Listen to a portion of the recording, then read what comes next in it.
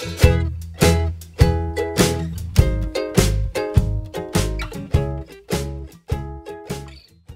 morning and welcome to our second episode with Coffee with Christy. I want to thank all of you who just wrote the most beautiful messages on the first episode of Coffee with Christy. I'm so thankful for you. I'm so grateful for you that your hearts are open and willing to receive the messages and to learn. I mean, it says so much about you that you're willing to open up your heart and just learn. So my hopes are that every episode, something will come through for you that will help take you to the higher level that you're designed to go.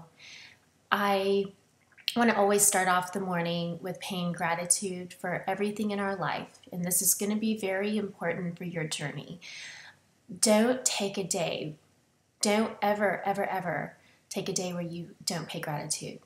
Once you begin to get into the habit of saying thank you, I'm so grateful for, you will begin to see your life change. So I want to pay gratitude for all the people in my life, and that includes you, the people listening to this, my incredible husband and our children and my parents and my sisters and my friends and my career and our home and the money in the bank. Even if you just have a penny to your name, pay gratitude to that. Pay gratitude for this computer that you're watching this video from. Pay gratitude for everything in your life, even the people that test you, even those people in your life right now that it's sometimes really hard to pay gratitude to because they're so hard in life and they're hard on you, or they're just hard in general. And so what that usually means is that they have a hardened heart. And so how do we approach those people that are in our lives and they are tests? And you know what I mean, those people that are constantly testing us by their actions or their behaviors or the things that they say that hurt so deeply and wound so much. How do we begin to love them unconditionally? And some of you may be thinking, well, what does this have to do with me growing as a person? What does this have to do with me growing my business or my bank account? It has everything to do with it, everything. I've always believed, well, not always, because I've become aware of this the more conscious I've become, but everything in our life is either a test or an opportunity. So I do believe, and I'm not saying this is the correct way to believe, but I do believe in my heart that it works for me, and if it works for you, fabulous. But I do believe that there's going to be people in adversities that come to us that are either test or opportunity. So if someone in my life is sending me signals or feelings or words that aren't beautiful, that aren't in love consciousness, the first thing we want to do is we want to run away. We want to run away, or we want to defend ourselves. And I learned both applications don't work. They just don't. So what I began to do is I began to send love to them.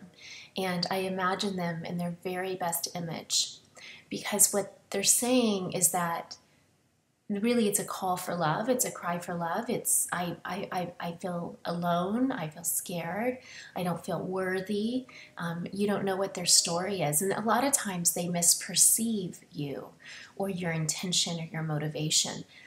Perceptions really do run, they run the show for all of us. Judgment runs the show. So if you can detach yourself from the fear of other people's misperceptions and just begin to realize, wow, that is a really interesting behavior. You know, just think that to yourself. Just think, oh my goodness, wow, that didn't feel very good. That's really interesting they think that or feel that way. Then you're going to have smoother days, which will lead to smoother weeks, months, and years. I would like for you to also begin to think about, is my today better than it was?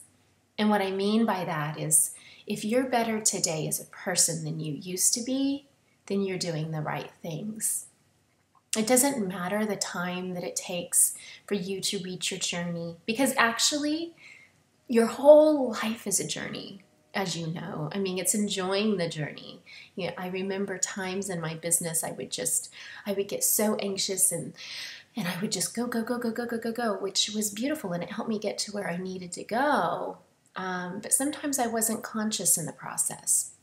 And so as long as you're being conscious and really, I like to say, I know this might sound a little cheesy, but really just sprinkling pixie dust wherever you go, you know, little seeds of magic, just planting love and light and confidence and beauty.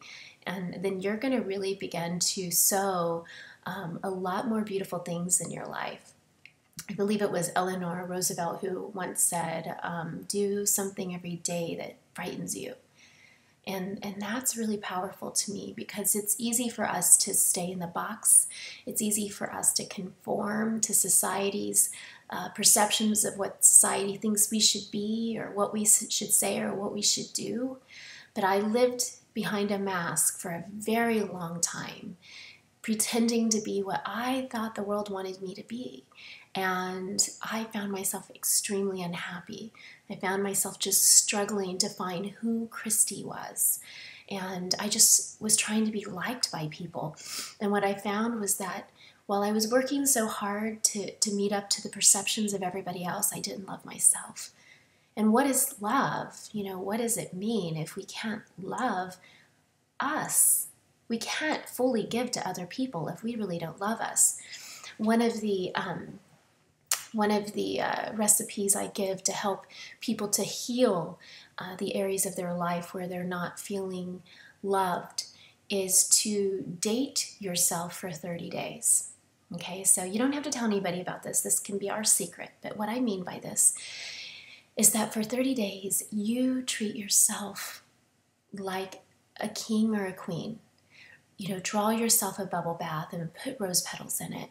Write yourself a love letter. Take yourself out to dinner, to the restaurant of your choice. Take yourself out to a movie, or get a pedicure, or go shopping, or go golfing, or do something that just makes your heart sing and just feel good about taking care of yourself. Pamper yourself, love yourself, and you will begin to see that by loving you, people will begin to see that reflected off of you, and they're going to be more attracted to you because you see the value in you. And I too see the value in you, because some people may see, you know, where Christy Dreiling is right now, but you never saw where I used to be. And some of you who knew me 11 years ago or 15 years ago would say that I'm not the same Christy. And it's simply because I decided I was worth more, and you are worth more. You are worth more than you could ever imagine. So don't ever wait. It's never too late to today pay gratitude, to turn your test into opportunities, and to become everything that you've desired. Plant those magical seeds of pixie dust everywhere, and watch people around you begin to change as you change, and your life will be a lot smoother, and you're going to begin to find the happiness that you so desire. So we will see you on the next Coffee with Christy, and I hope that this one touched your heart, served you in some way, and will help your day to be a better one. Bye-bye, everybody.